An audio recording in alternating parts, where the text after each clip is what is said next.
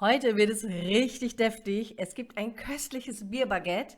Nicht nur jetzt, wo langsam die Grillsaison startet, ist das unheimlich lecker. Hallo, hier ist Emma, Emma Magians. Herzlich willkommen hier auf meinem Hefewasser-Kanal. Heute heißt es wieder Hefewasser für alle, alles was dein Gebäck begehrt. Hier habe ich Dinkelmehl und gebe Roggenmehl hinzu. Das genaue Rezept findet ihr unter diesem Video. Und ich habe hier Vollkornmehle verwendet. Dann habe ich hier noch Salz, selbst hergestelltes inaktives Backmalz. Oben rechts zeige ich euch, wie man Backmalz selber herstellt und auch, warum man es machen sollte. Dann habe ich hier meine selbst hergestellte Hefe, das sogenannte Hefewasser. Und wie man wilde Hefe selber macht, verlinke ich euch oben rechts unter einer Playlist. Ich habe die doppelte Menge gemacht, wundert euch bitte nicht. Die mich kennen, wissen, dass ich auch Bierflaschen nicht so öffnen kann. Sondern ich mache ganz gerne bei leckeren Rezepten die doppelte Menge. So, und ich gebe jetzt erst einmal das Bier hier hinzu.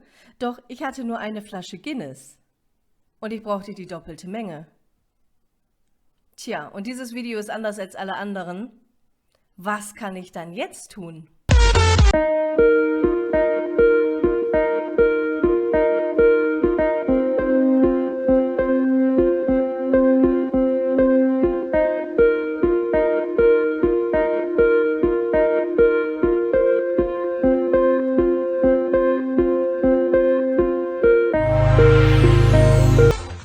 Toll, wenn man da Freunde hat, auf die man sich verlassen kann. Ich hatte noch ein bisschen Zwickelbier hier, also habe ich das hinzugegeben. Heute, wie gesagt, habe ich gesagt, das Video wird ein bisschen anders. Ich versuche ein bisschen mehr Pep reinzubringen und das passiert jetzt auch mit dem Teig. Er wird jetzt ordentlich peppig in meiner Küchenmaschine geknetet. Wenn ihr wissen wollt, mit welchem Küchenequipment ich arbeite, schaut mal unter diesem Video, da verlinke ich euch alles. So, dieser Teig ist relativ fest, nicht sehr fest, aber relativ fest. Und ich arbeite mit Vollkornmehlen. Die Besonderheit, die ihr dann später habt, zeige ich euch. Jetzt erst einmal decke ich den Teig ab. Ihr könnt das auch mit einer Folie machen. Ich benutze hier gerne mein Bienenwachstuch und lasse es dann so circa 12 bis 24 Stunden bei Zimmertemperatur stehen. Und dann, tja, wie Sie sehen, sehen Sie kaum etwas. Woran liegt das? Tja, es liegt nicht an meinem Hefewasser, sondern Vollkornmehle haben ein anderes Glutengerüst. Und deswegen zeige ich euch das heute auch nochmal. Wenn ihr helleres Mehl benutzt, egal ob Weizen oder Dinkel, dann habt ihr das nicht, dann wird der Teig schön aufgehen. Vollkornmehle sind schwerer und deswegen werden auch Brötchen nicht ganz so fluffig, wenn ihr sie nur mit Vollkornmehlen backt, als wenn ihr das jetzt mischt. So, und daraus mache ich jetzt Baguettes. Wie das geht, total einfach. Ich habe meine Arbeitsfläche bemehlt, weil das Roggenmehl so ein bisschen klebrig ist. Und dann falte ich das Ganze zusammen. Diese Baguettes sind super einfach zu machen und lohnen sich und können auch eingefroren werden. Eines unserer Kinder war ein bisschen erschrocken. Die trinken natürlich kein Bier und das ist natürlich sehr malzig gewesen. Vor allem, weil ich dieses Kellerbier auch noch mit hinzugegeben habe. Und auch das Guinness ist natürlich auch sehr kräftig.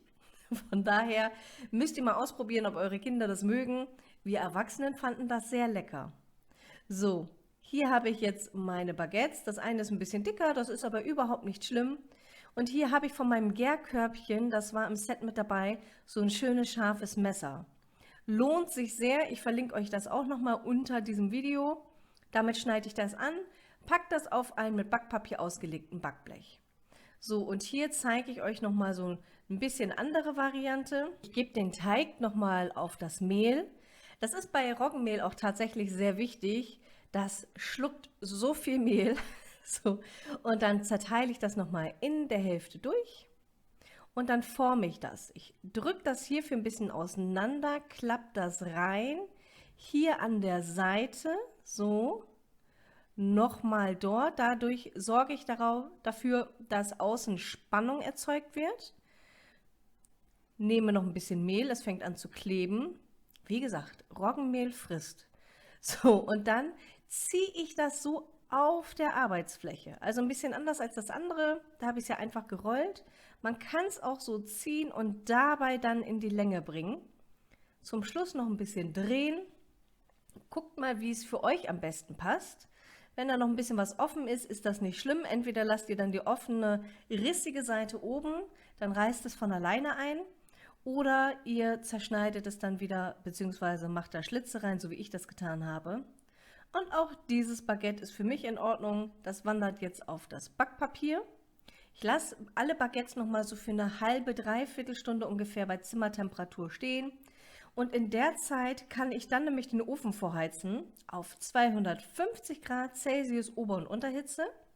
Ich packe immer noch mal eine Schale Wasser unten auf den Boden. Und wenn die Baguettes reingeschoben werden, dann besprühe ich sie auch noch mal eben mit so einer Wasserflasche. Ich habe mir dafür extra so eine Flasche geholt. Ich kenne das noch früher, bei den Bettlaken hat man die dann immer damit eingesprüht und zum Mangel gebracht. Und das benutze ich in der Küche. So, mein letztes Baguette und es lohnt sich wirklich. Ich bin schon mal auf eure Rückmeldung gespannt. So, und nach circa 25 bis 30 Minuten im Ofen sind sie fertig, aber diese Kerlchen müssen auch noch eingeschnitten werden. Wenn ihr die mit ein bisschen Kräuterbutter machen wollt, schneidet ihr sie einfach nur in der Mitte ein. Ich habe ja schon mal Kräuterbaguettes gemacht. Ich werde vielleicht auch noch mal mir dazu was einfallen lassen. Also wenn ihr Interesse habt, lasst es mich gerne wissen, auch wenn ihr neue Wünsche generell habt. So, und diese Kerlchen gehen jetzt in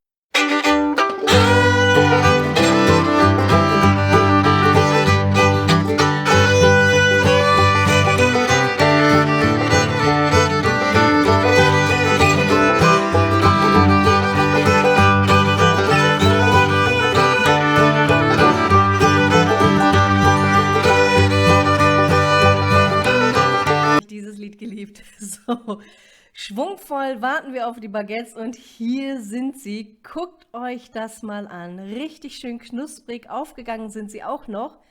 Aber wie sehen sie innen aus? Außen wirklich perfekt gelungen. Ich freue mich wirklich. Und übrigens, danke an meine Mitglieder, dass ihr solche Videos ermöglicht. Ich schaue, dass ich immer ein bisschen pfiffiger und besser werde für euch. Falls ihr Interesse habt, auch Mitglied zu werden, schaut unter diesem Video, da verlinke ich euch das Ganze. So, und jetzt wird die Spannung da. Wenn euch das Video generell gefällt, auch wenn ich solche Memes mal hinzufüge, dann gebt mir doch einen Daumen hoch und abonniert den Kanal und aktiviert die Glocke. Dann erfahrt ihr immer als erstes, sobald ein neues Video hochgeladen wurde. Und schaut mal, das ist ein reines Vollkornbaguette. Das ist jetzt ein bisschen abgekühlt. Das ganz in der Ecke, das ist übrigens kein Versehen, das ist mein rote Beete-Baguette. Beide hatte ich am gleichen Abend gemacht. Und schaut mal, also für ein Vollkornbaguette, das ist richtig schön fluffig aufgegangen. Und es lohnt sich wirklich sehr. Und auf dem Bildschirm zeige ich dir neue spannende Videos. Liebe Grüße, deine Emma.